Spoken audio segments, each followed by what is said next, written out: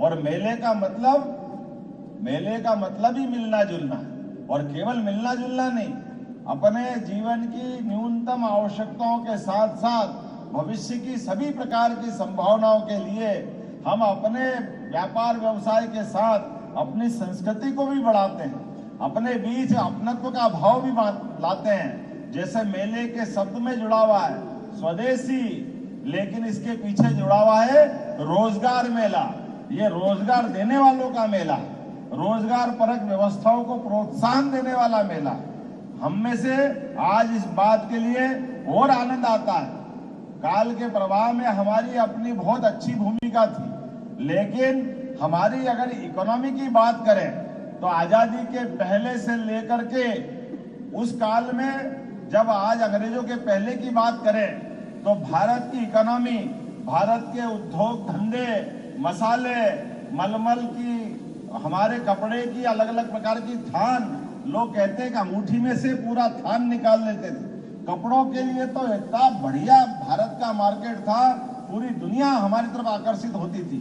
लेकिन मुझे इस बात की प्रसन्नता है, यशस्वी प्रधानमंत्री के नेतृत्व में पुनः भारत वो सब हासिल करने जा रहा है। अब हम इंग्लैंड को छोड़ करके 5वीं अर्थव्यवस्था दुनिया के सामने बन के दिखा रहे हैं। ये गौरव हमको मिला है माननीय मोदी जी के माध्यम से, और ये किसी और बात के लिए नहीं।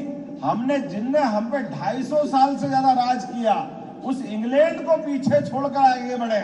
हमें इस बात की प्रसन्नता है, हमारे अपने युवाओं के भरोसे से दुनिया का सबसे युवा देश अगर कोई है तो भारत है।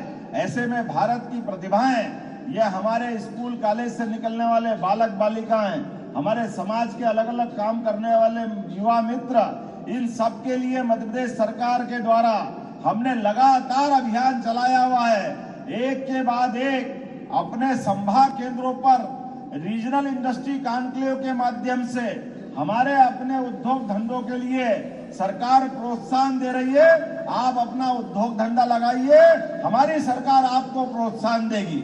इसके माध्यम से मध्य प्रदेश में अभी तक, भैया जी को बताना चाहूंगा भाई साहब, हमारे यहाँ अभी तक हमारी जो 5 रीजनल कॉन्क्लेव हुई, रीवा, जबलपुर, सागर, ग्वालियर, ये जो उज्जैन, यहाँ कभी रीजनल कॉन्क्लेव ही नहीं हुई थी।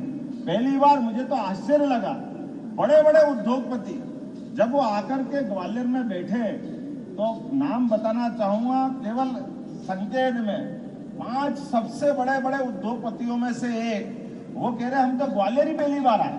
अब कैसा अटपटा लगता है कि वो ग्वालियर पहली बार आए। जबलपुर में आने का हमने पहली बार मौका लिया।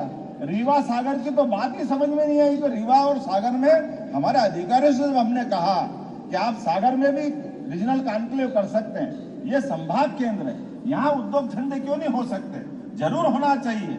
लेकिन जब तारीख तय कर रहे थे तो अधिकारी मना कर रहे थे कि साहब रीवा में कौन आएगा, सागर में कौन आएगा। लेकिन जब इंडस्ट्री कॉन्क्लेव हुई, मुझे इस बात की प्रसन्नता, अकेले रीवा और सागर मिलाकर के पूरे 5 स्थान पर 2.5 लाख करोड़ के इन्वेस्टमेंट के प्लान मंजूर हुए हैं। 2.5 लाख करोड़, और 2 लाख से ज्यादा लोगों को रोजगार के अवसर मिलेंगे। अगर हमको प्रदेश को आगे बढ़ाना है तो देश के साथ कदम से कदम मिला के चलना पड़ेगा, और ऐसे में ये जगह जगह रोजगार मेले की जरूरत पड़ेगी। और मुझे इस बात की प्रसन्नता है, अभी हमने अपनी संभाग की तो क्रम चालू किया ही है।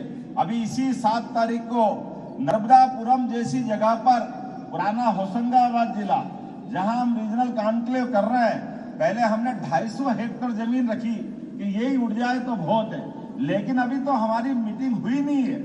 लेकिन हमारे लिए तुरंत ध्यान में आया आज से 1 महीने पहले कि 250 हेक्टेयर तो जा रही है, 250 और चाहिए, फिर 250 की 500 कर ली। लेकिन 8 दिन पहले आज की स्थिति ये बनी कि 500 हेक्टेयर फिर देना पड़ रही है। ये है बदलते दौर का समय, जिसमें नवकरणीय ऊर्जा का ऊर्जा पार्क और ऐसी बहुत सारी चीजों के लिए आपको भी बताना चाहूंगा।